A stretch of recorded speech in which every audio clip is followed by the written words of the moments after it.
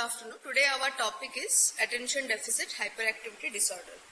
So, what exactly is it, attention deficit hyperactivity disorder? It is a neurobehavioral disorder of childhood, and it's because of a developmental failure in the brain circuitry that monitors inhibition and self-control. The prevalence is around 5 to 7% of school-age children.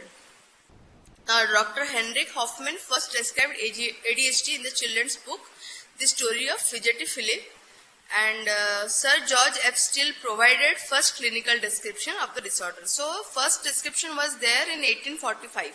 So, it is not like it is a disorder of the modern times. It has been there since many centuries. The prevalence varies 1 to 20%, but in India not much research has been done. Few studies show the prevalence rate to be 10 to 20%. PGMI Chandigarh had done a study in that the prevalence was 8.1%. Male, it is 5 times more common than female. GTB Delhi had also done another study. Their prevalence came to be around 17.7%.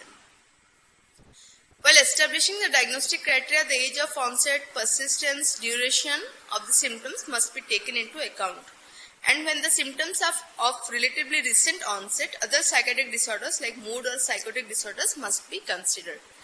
Preschoolers highly overactive, described as whirlwind, do not listen to when called, have no sense of danger, and have short play sequences of less than 3 minutes, and often leave the activities incomplete.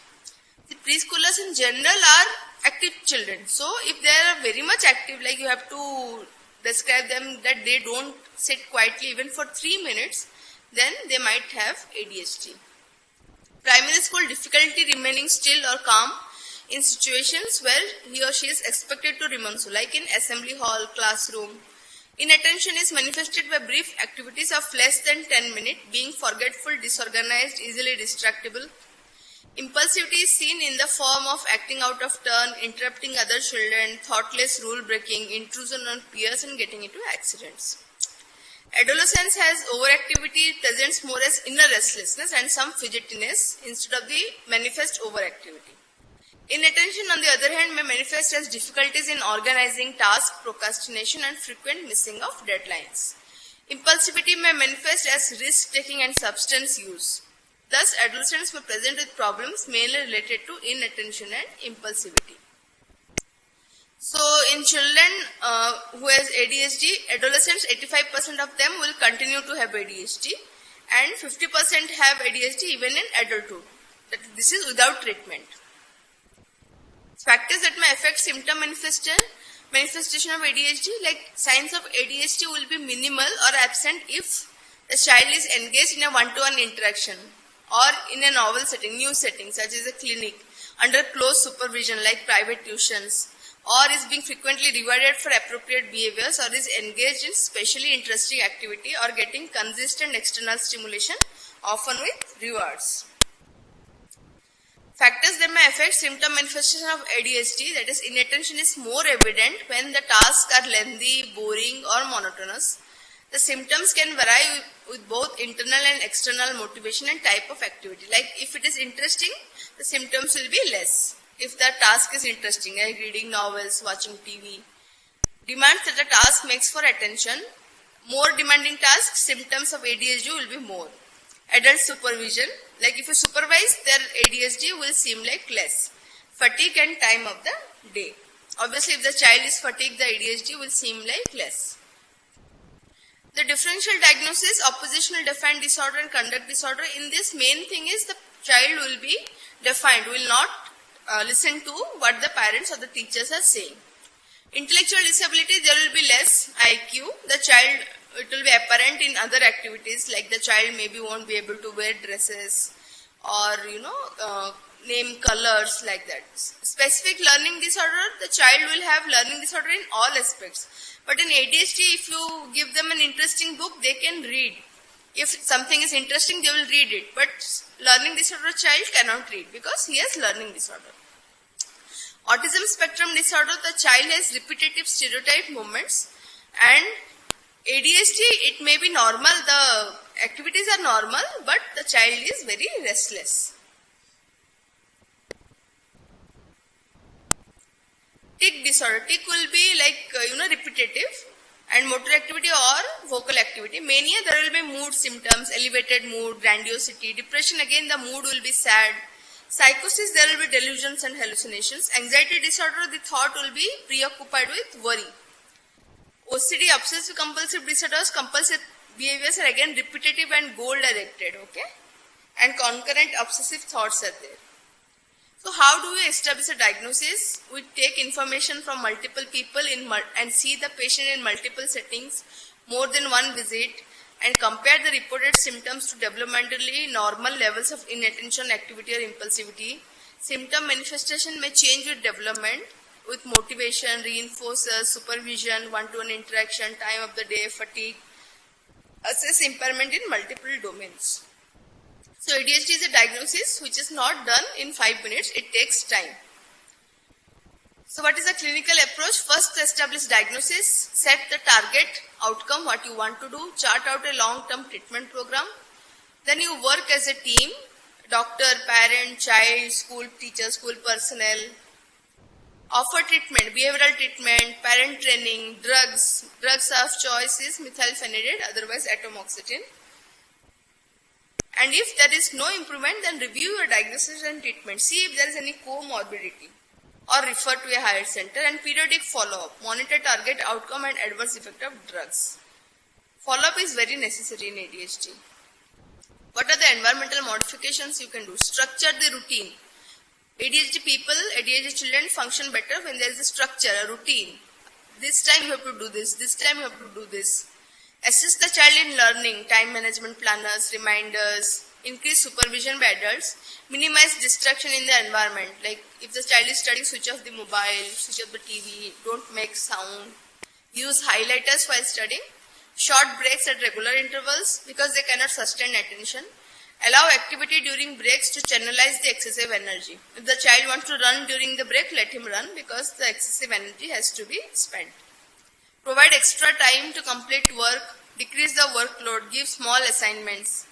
If feasible, inform the teacher through parents about the problem and their role in the management. What are the behavioral intervention? Differential reinforcement.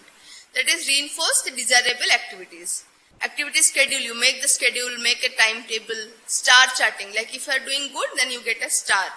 And let the child see this so that the child will try to get more and more stars on the chart. Attention enhancing tasks like striking A. You have to read a paragraph and all the letter A's, you have to strike them out. Weeding, sorting, fun books, so that the child develops a love for reading and less distractible environment.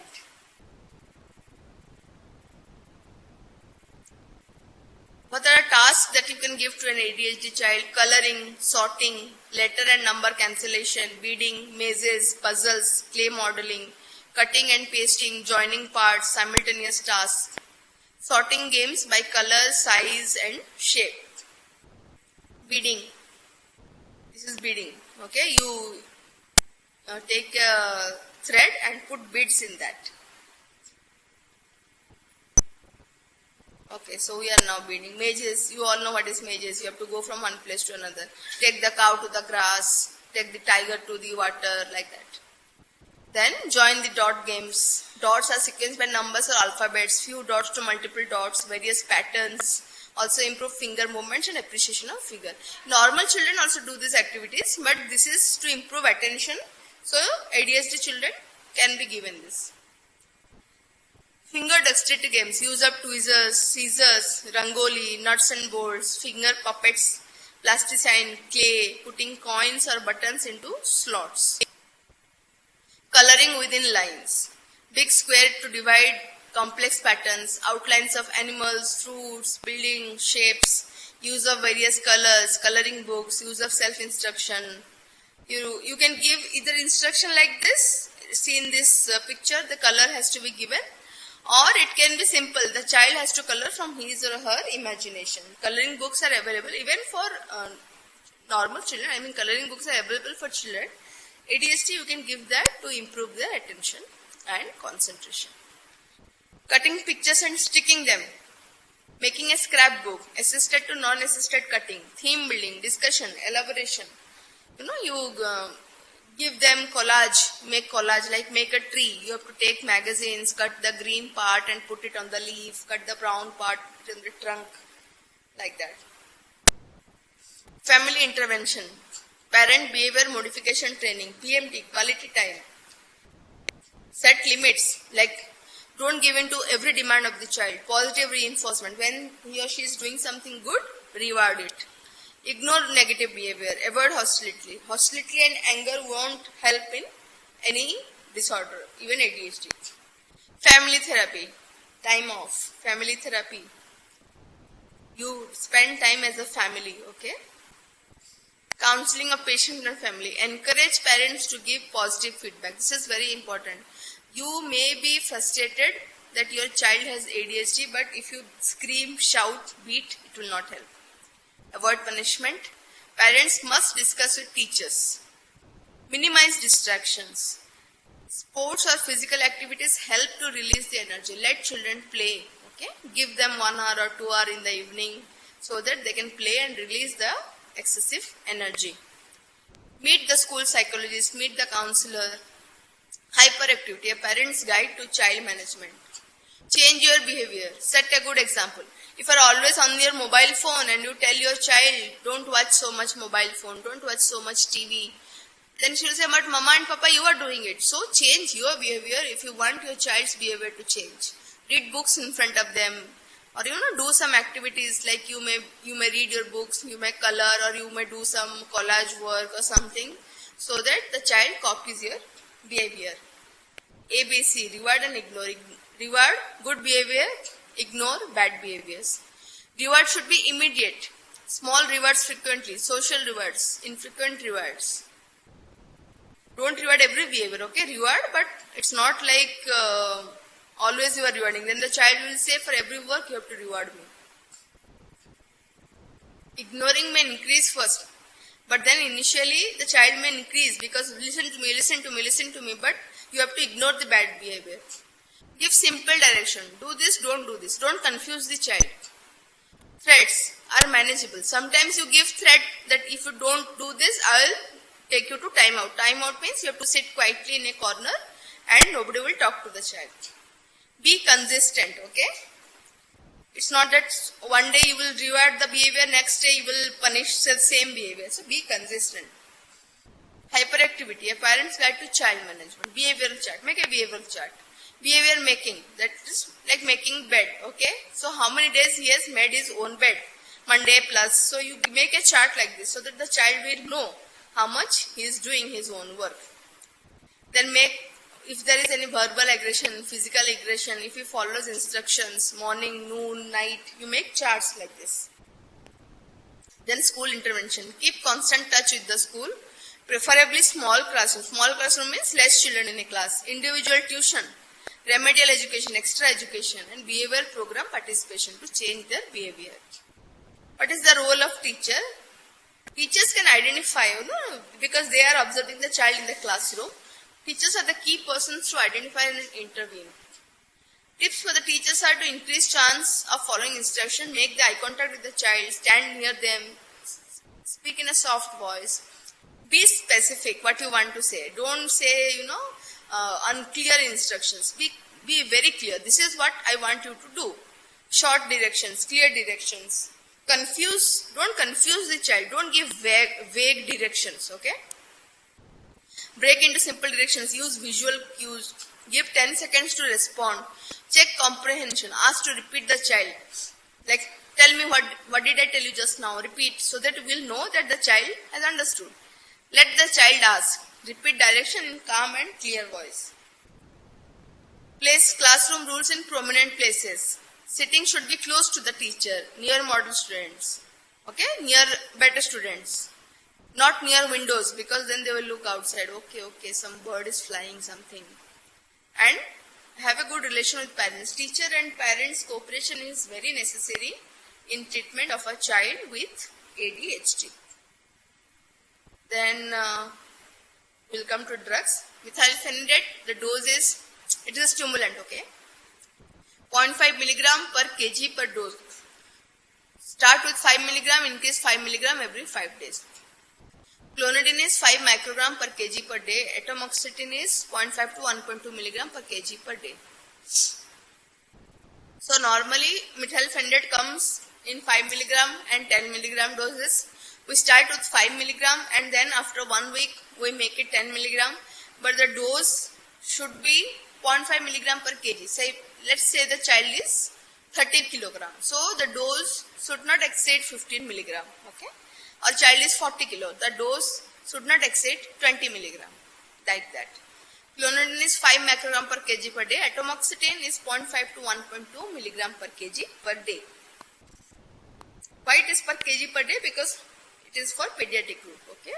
So child may have, the kilo may vary. Not like adults that it is a standard 60 kilo, like that. Multimodal treatment study of children with ADHD. 1977 some study was done, multi-site clinical trial. US and Canada did it, spread over 14 months.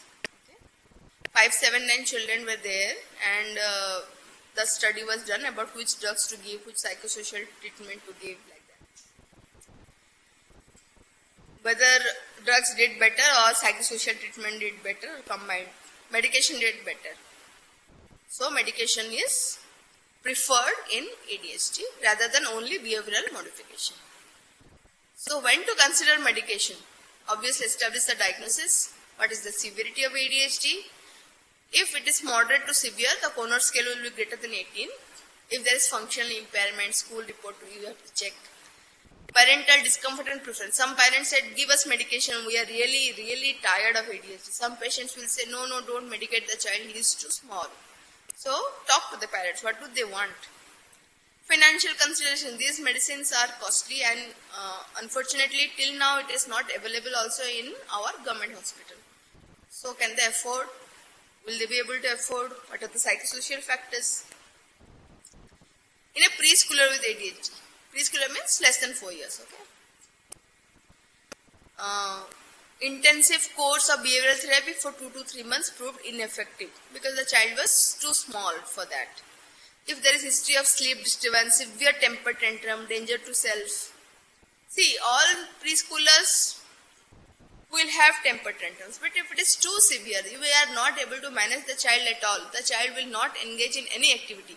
Even a preschooler can say A to Z, even a preschooler can name colors.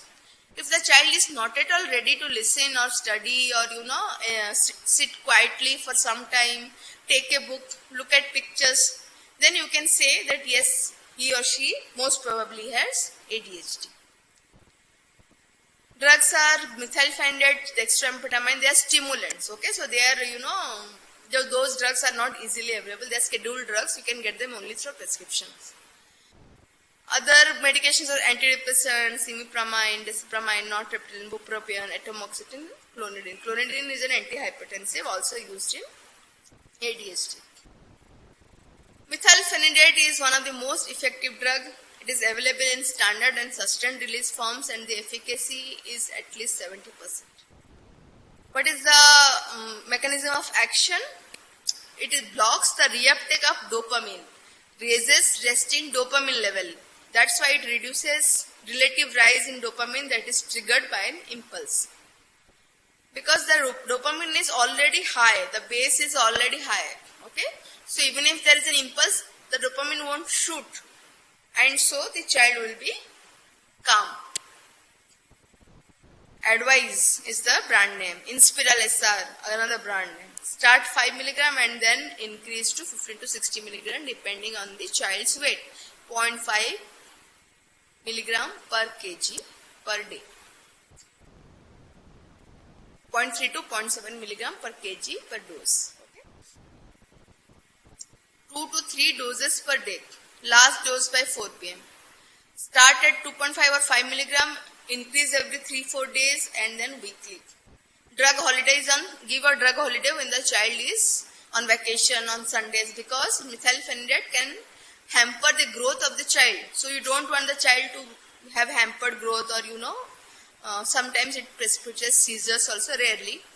So give a holiday, give Sunday off, no medication on Sunday, no medication on summer vacations or Diwali vacations. Sustained release works for 8 to 10 hours. The dose is 0.3 to 1.5 milligram per kg per day. OD dose, because it is a sustained release.